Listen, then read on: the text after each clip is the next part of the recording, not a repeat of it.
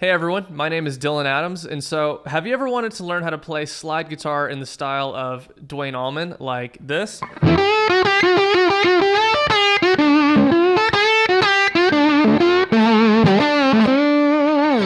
But didn't want to go to the trouble of learning open E tuning?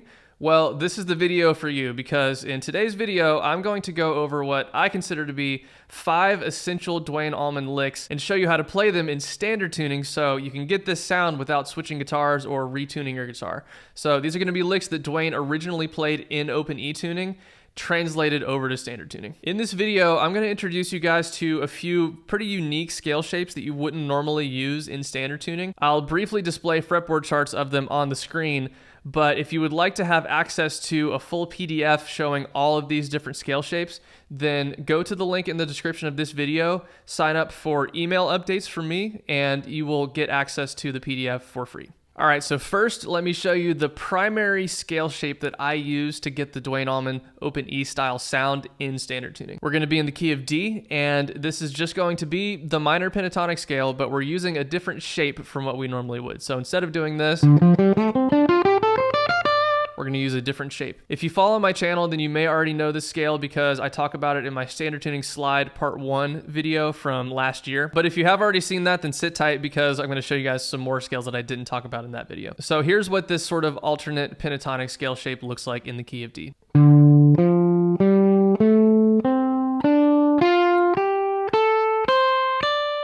And here it is with the slide.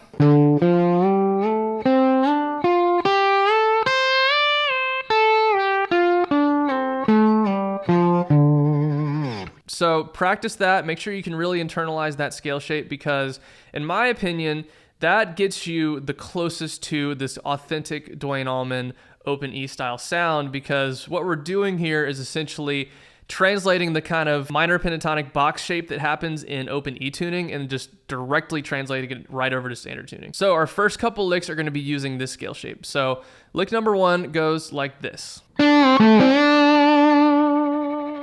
So pretty simple, we're just on the D and A strings, and we're gonna start at the 12th fret D string, slide down a whole step, pick the A string 12th fret, go back to the 10th fret D string, and then slide back up to the 12th fret.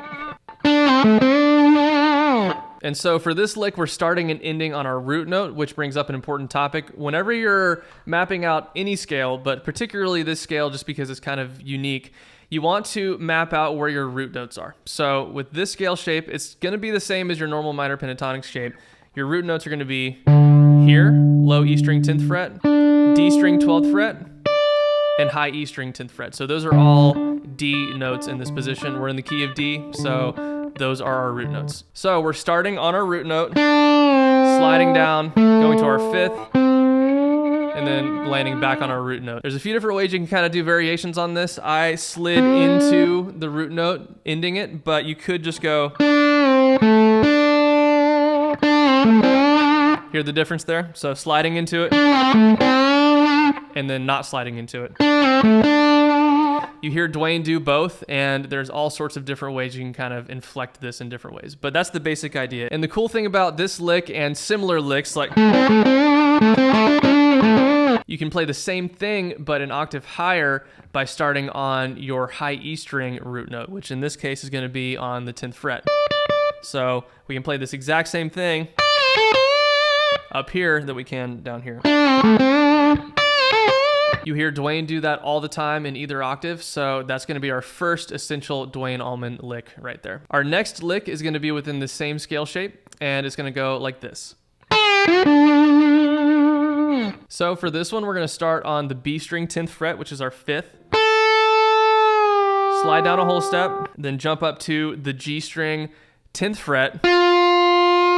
Slide up about a half step. This is where the nuance of that open E sound really comes into play. You want to kind of slide up roughly to the 11th fret here, but you don't have to go exactly to it. It's almost like when you're playing without a slide and you do this kind of thing. It's just a slight little bend up going towards that major third right there. But you never want to go past that. So you don't want to go because it just doesn't sound right. Going like this, it doesn't sound right compared to So we're gonna hit the G string 10th fret, slide it up a little bit, and then lastly hit the D string 12th fret, landing back on our root note. So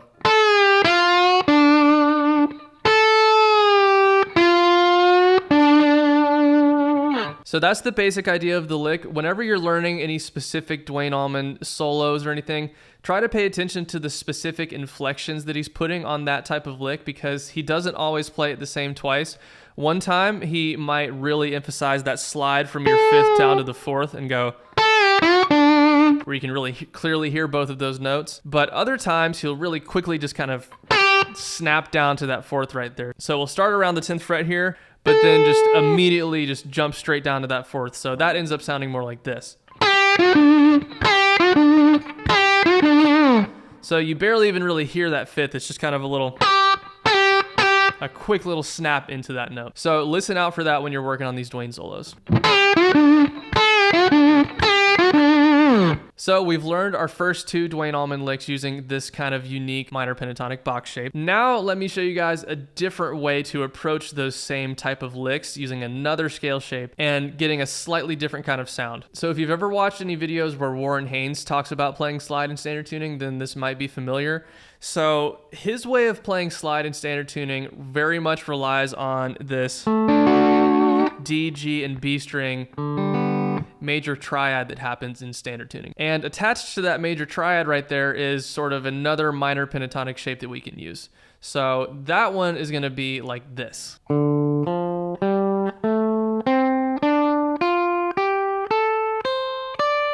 With the slide, it goes. So as you can see, this one covers a little bit wider span of the fretboard, and our root notes have shifted around a little bit. So whereas before they were here, here, and here in the key of D, now they're going to be A string 5th fret, G string 7th fret, and high E string 10th fret. So for our first lick, that means you have the option to play it starting off of the G string 7th fret as our root note. So that's a D right there, and doing it like this. And then for our second lick, you can play it like this. So for this version of it, I'm starting the same way, B string 10th fret, sliding down a whole step, but then instead of going to our G string 10th fret, we're gonna go straight down to our B string 6th fret. So our first 3 notes are gonna be on the B string. So we're gonna go, and then we're landing on our root note on the G string 7th fret. And the main advantage of using this scale shape is if you listen to some Duane Allman licks, he will kind of let some notes slur together and kind of get this major chord sort of thing going on. So for example, there's a lick in Statesboro Blues where he goes like this. So you can hear at the end there, I went and let those 2 notes ring out, and that's just a really cool sound that you can't really get with this scale shape here.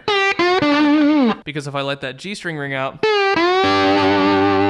then I get a 4th interval right here, whereas this is a major 3rd, making that D major chord there. And so for those situations, specifically when you want to let certain notes ring out and kind of have that chord happen, then this scale shape's better. All right, so moving on, for our third essential Duane Allman lick, we are going to go back to that first scale position, and it's gonna sound like this. So to me, that's one of Duane's most iconic, most signature licks right there. He does that all the time in his slide solos when he's in open E. And while I'm going to put this in the category of that first minor pentatonic shape that we looked at, this one kind of blurs the line a little bit between major and minor. So when you see or hear someone do this, you might initially think that the 2 notes that they're hitting are these right here. Which, in the key of D, that's going to be our 4th and flat 3, right? But in practice, when Duane would play this, he kind of would be somewhere in between that flat 3rd and your major 3rd. So what you're gonna do is start on the B string 8th fret, And then kind of shoot for somewhere in between the 10th and 11th frets on the G string. You don't have to be super precise about it. This lick is supposed to be kind of loosey-goosey, sloppy sounding, right? So slowly that would kind of sound like this. And then there are all kinds of different ways you can end it or kind of get out of this lick. The way I've been doing it, on the very last time I hit the 4th right here on this B string 8th fret, I'm kind of sliding up a whole step into my 5th. So I'm going like, but you can come out of it all sorts of different ways. You can play the second lick that we learned today. You can play that coming out of it, which would sound like. Similarly, you can do that without sliding all the way back up to that 5th there. So you can just go slowly. That would be.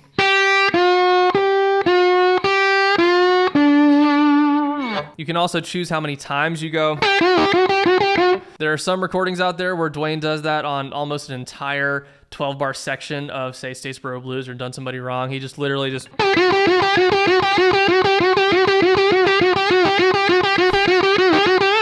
You know, he just goes on forever with it. Or you can just do it once, which you hear him do a lot. So again, with all of these licks that we're learning, there's all kinds of little variations and subtleties to them that you just have to listen to the recording to kind of nail down. So listen first and foremost, but also just experiment and try and come up with your own ways to kind of throw some variation on these licks. All right, so for our 4th essential Duane-Allman lick, I'm actually going to show you 2 different licks. So really this video is going to have 6 total licks, I guess, but it's my video and I can do what I want. So the reason why I'm showing you 2 licks right now is because they are both ways you can kind of put little extensions on the previous licks that we've worked on using the same scale that we worked on before. So for both of these, we're going to be based out of that initial box shape that I showed you,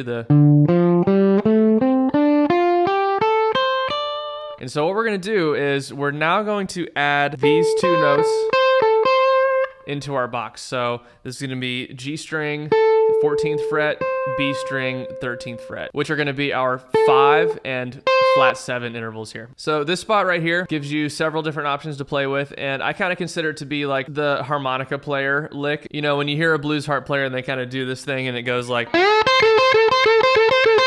That's what you can do with this. So you can do that primarily before doing this lick. So if you go before it, you can go where you're sliding into that 5th and then sort of bouncing back and forth from that flat 7-5, flat 7-5, and play that lick right there. Or you can go, and just like with this one, it's one of those kind of repetitive licks where you can do it as many times as you want. You can just do it once. You can do it a bunch of times.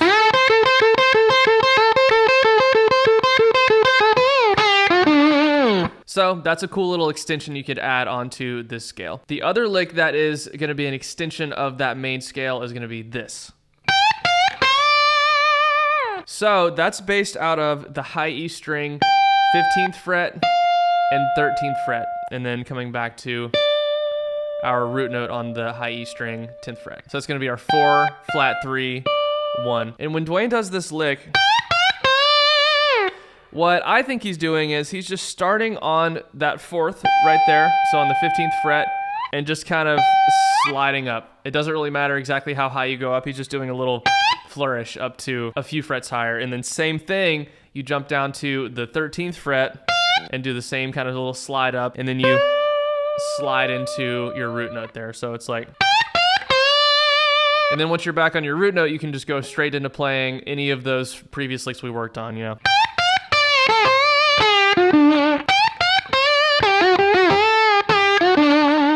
So just using those first 3 licks that we worked on, plus those little extensions on them, you can really start to kind of cop that Duane-Allman sound just by doing little variations on all of those. For example,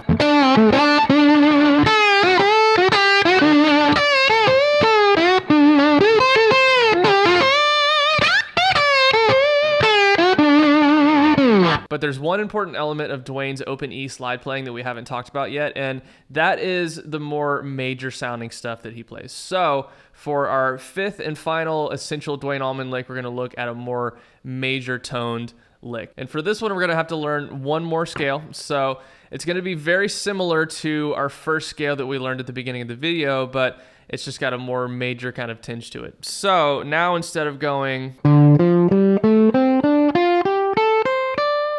we're going to do this.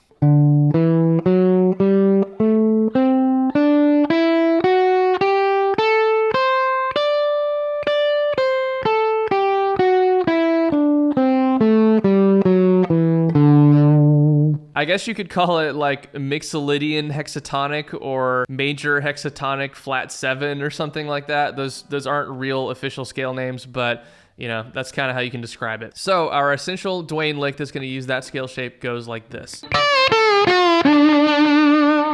So keeping that scale that we just worked on in mind, all we're doing is just walking down the scale in one octave, just going.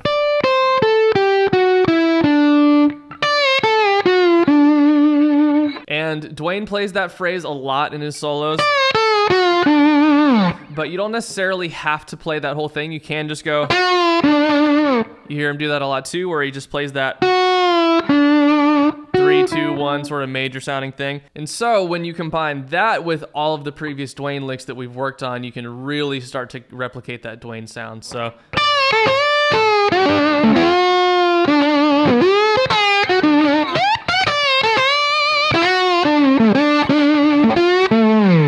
And of course, just like the previous licks, there is another kind of way you can play that scale based out of that major triad right there. So that would look like this.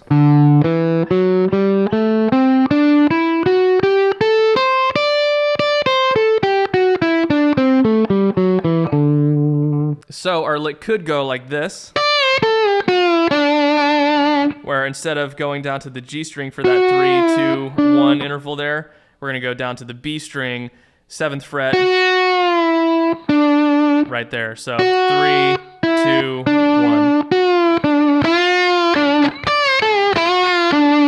And again, you can kind of take advantage of that major triad there, let some other notes ring out to get more of that kind of major chord sound. So while this video isn't a 100% comprehensive list of Duane ALLMAN licks, there are certainly more out there that I didn't cover.